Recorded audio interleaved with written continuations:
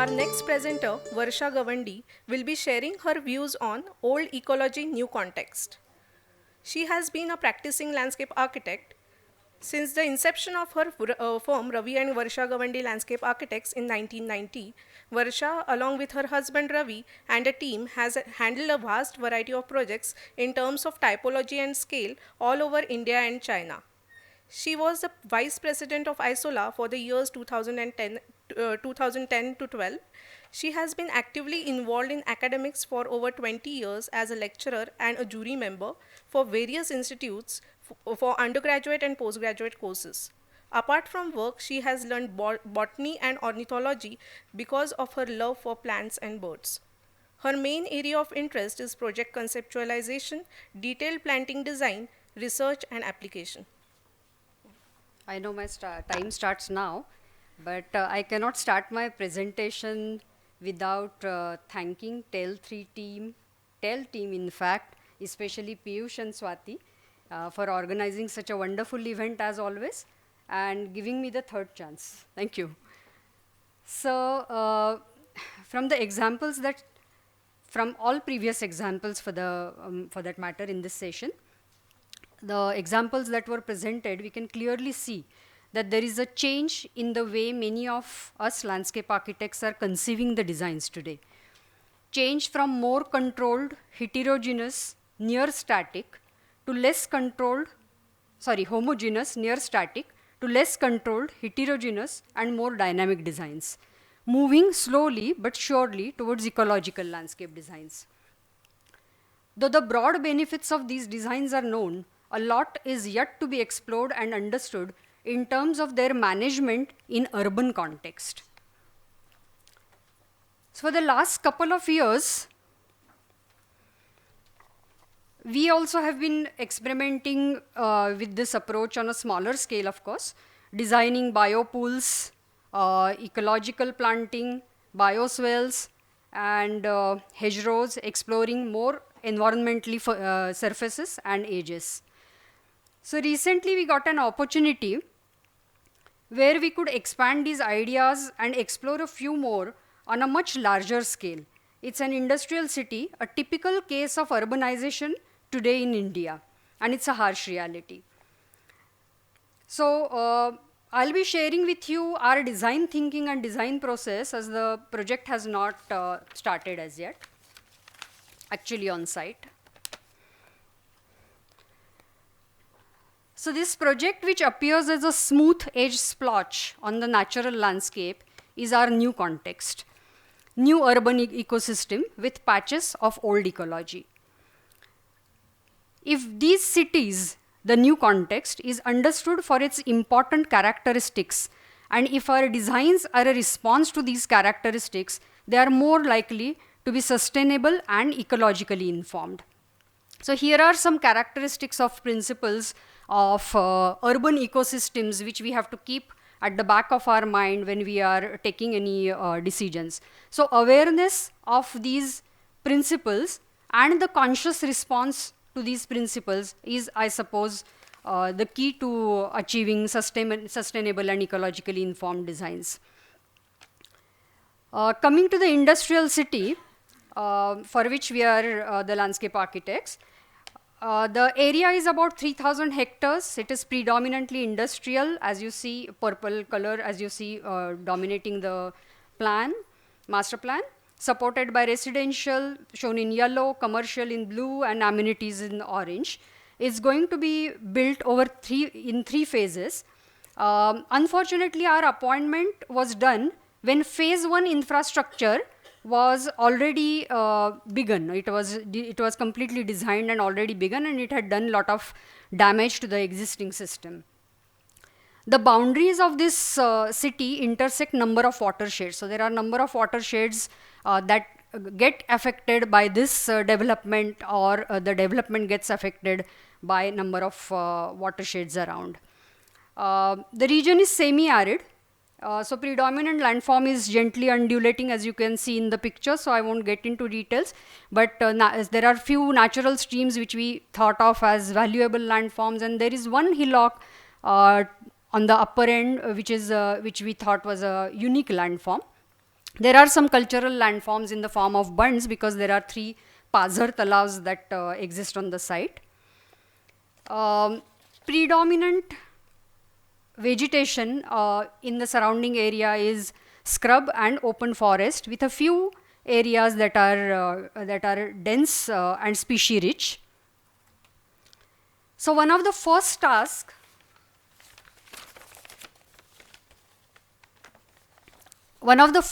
was to overlay all this information. First was to get all this information from various sources, overlay all the information about soil, about hydrology, about vegetation, and number of other aspects like lineaments, water recharge areas which have got larger potential for water recharge and all that. Analyze all this and understand the context in detail. The second task was to overlay that on the proposed development and understand the conflicts that are there with the natural, that are there of the proposed development with the natural landscape.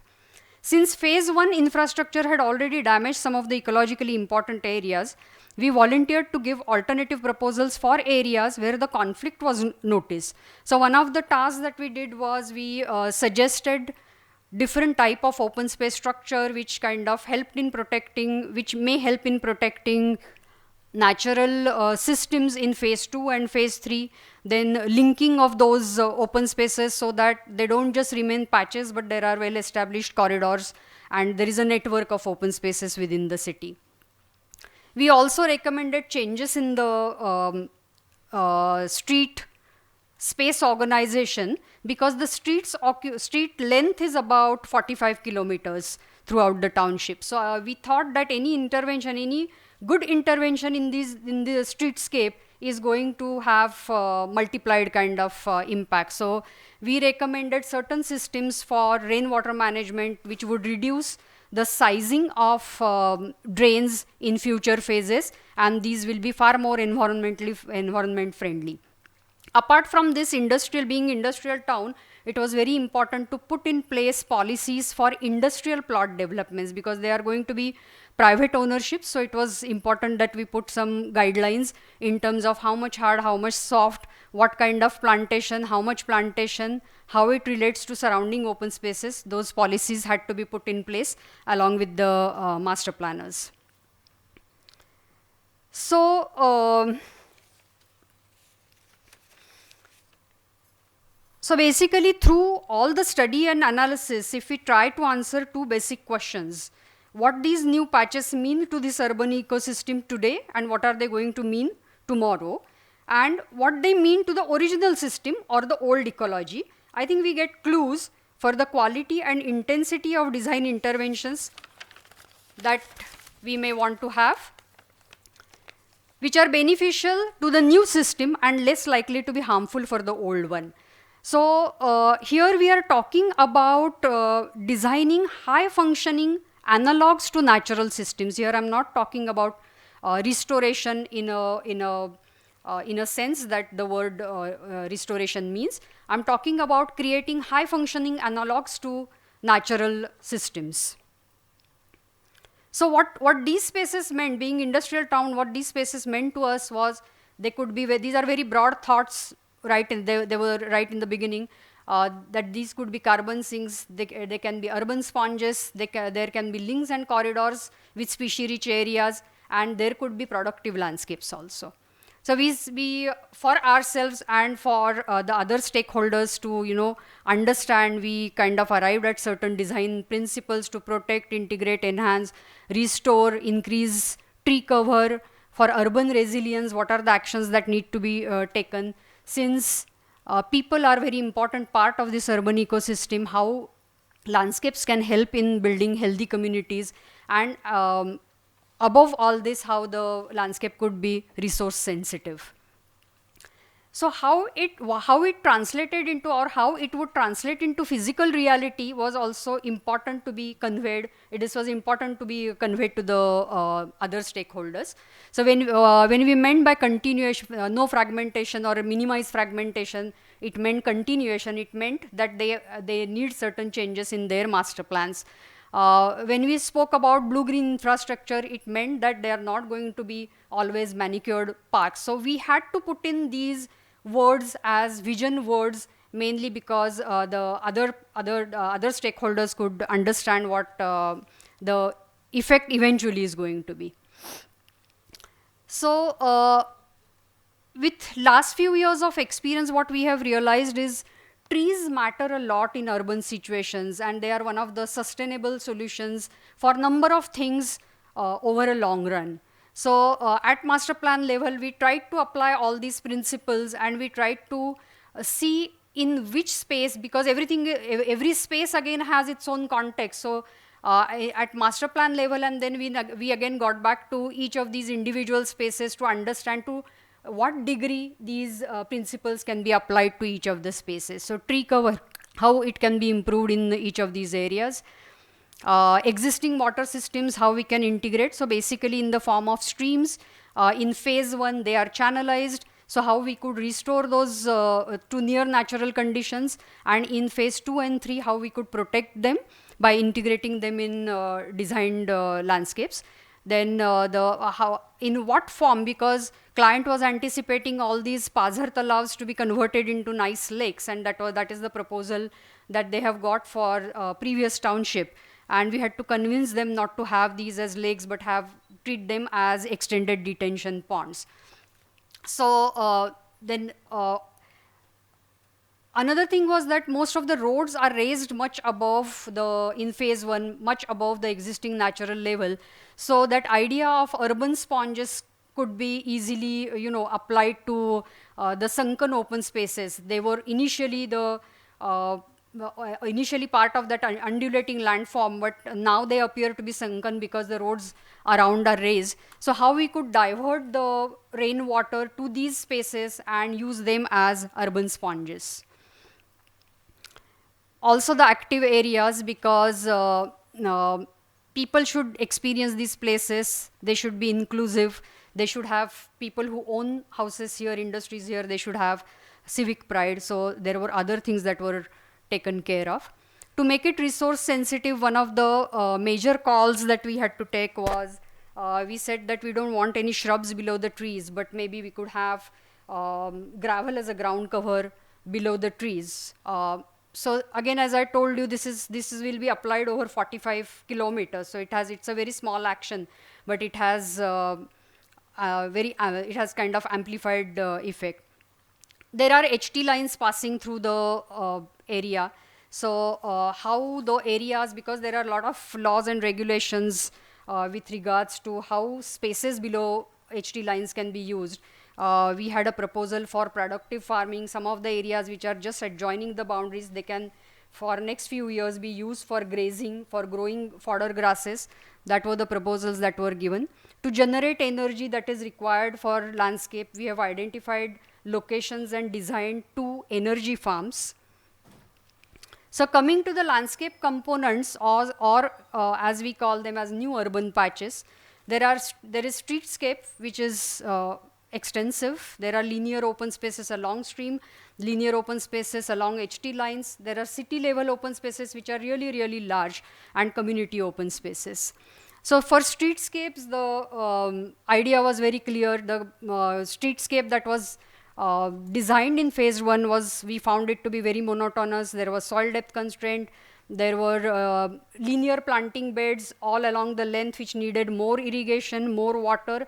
And they have, in some of the projects, we have faced certain issues like you keep feeding those shrubs and the shallow root system develops for the trees. So we decided to avoid shrubbery altogether and replace it with gravel. So from designer's point of view, we wanted to have avenue effect. At the same time, we wanted to have biodiverse roadside plantation. So we created, from their streetscape, we carved out pockets where we could have mixed plantations where people walk and cycle along the roads. Coming to the linear open spaces, the prime objective was aesthetical and biological enhancement of proposed canals or channels that they have already made in phase 1. use of open spaces for stream swelling and rejuvenation, because all those channels were designed, and their argument always was that for 100-year flood, after whole of this is paved and urbanized, then the capacity of streams will be insufficient. So they have already built some channels which are really huge in sections, like 15 meter at the base and 1 in 1.5 slopes and things like that. So we really had to convince them that the open spaces around the channels are not really, every inch of the open space is not really going to be used by human beings, and it will be best if we allow the channels to swell within those open spaces. So this is what we have proposed for phase 1, and phase 2, of course, in natural form it is integrated. So one example each of these typologies. So this is one part of that stream where what you see in the center is basically the channelized stream, and the way it was originally, it is like this. So what we have done is, fortunately for us, this is not yet removed or damaged or filled. So what we have done is we have modified the section of this. We allow the water to actually, in case of heavy rains, we allow the water to actually get into the surrounding areas also and activate this part of the stream. We are bringing in, or we are designing new streams to bring in storm water within this area. So the pattern is actually a reflection of agricultural land pattern that was originally there. Coming to the linear open spaces along HT lines, basically these again I'm just showing you one example, because each of these spaces, even though they are under one big category of channel open space, each space or stream open space, they have their own context. And the design principles or weightage of design principles, or what actually happens in that, depends upon the context, what the surrounding land use is, what are the natural features. So there are a number of factors which kind of decide the weightage of each of these basic design objectives or design principles within each of these areas. So areas below HT lines were conceived as productive areas, not necessarily in the form of farming. Farming is one part of it. So especially wherever they are crossing the residential areas, we have proposed certain farms and nurseries of local plants and things like that. Wherever they are in the middle of the industrial development and below the road level, we are using them to using them as bioswales and rain gardens. Wherever they are open to the exterior area, we are allowing the surrounding landscape to flow into the area. So these are basically corridors within this particular landscape.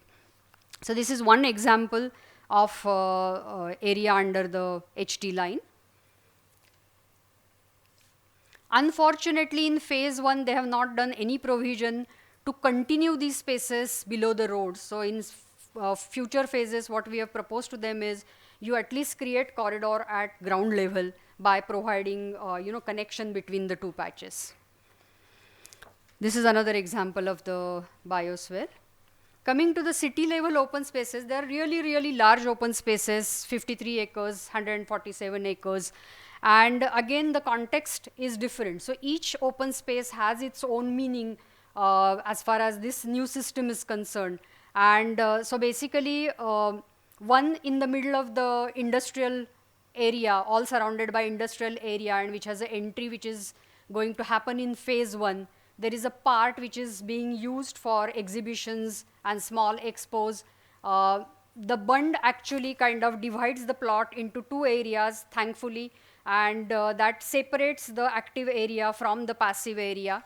The second OS2 is basically again in the middle of the industrial plots, but very close to this, and again substantial in area. So we thought of this as a reserve where there is a lot of biodiversity, and the human intervention is only on the periphery. So there are small little pocket gardens which are accessible from the road, but you don't really walk within the open space. And this particular open space is conceived as a central park where basically pride of the entire residential area, but the whole area is not developed. So I'll show you some pie charts where we are still working on the percentage of different types of surfaces within each of these spaces. So this is one example. the one with one in the industrial area. The bund already exists, so it is given a certain form, certain aesthetical form. A whole of this is left as a maidan, which can be used for expos. Otherwise, it can be used by workers from these industries for other activities. There are level differences which are used as tiered seating or amphitheaters, and again the water management is done through bioswales and rain gardens. On this side of the bund, actually not much activity or intervention is expected. The shapes is a reflection of surface mining that has already happened in this area. A large area is left as it is with very few interventions to make this into extended detention pond. So coming to the community spaces, over and above residential spaces in residential neighborhoods, there are few community spaces which again are quite large in size. So the thought here was basically the basic needs or day-to-day needs of kids playing, senior citizens spending time in the garden.